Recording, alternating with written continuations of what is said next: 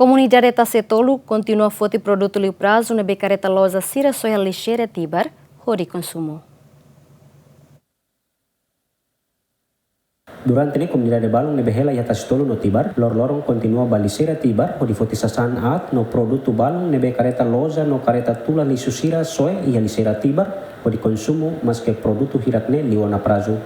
Além de foti produto estragado no expirado, comunidade Sira Mos hili lata no kaleng at Sira Bafan o di etanosan. Comunidade Sira ne sai husi uma ia temporader no balong lori hahan mebe balong lai, Nune Sira tem que foti hahan nebe liwana prazo hodihan ia liseira fatin Tibar. Tuir comunidade nebe hili lisu ia Tibar ateten necessidade mak obriga Sira atu hili lisu ia Tibar no produto Sira nebe hili balong konsumo balong Sira faan. Han ami mai hane mak kare hahan bod influencer ni pahan. Ami han to agora mi lamoras. Kareta Sira sampa lor mai pakane balo ami hili ba mos ami han foi ami soe tambah ami mos wan kia kina namang amang foi mate mahal fulan 5 ina wan sipalo kela.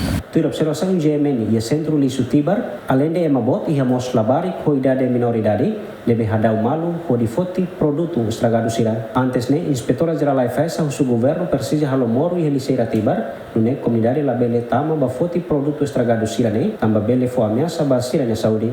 Tuir informação si doutor e posto saúde Tibar nebe la coi fosa identidade ba público ateten ia fulan fevereiro to março ne paciente moras ispa mak domina ia posto saúde Tibar. Abraham Amaral, GMN.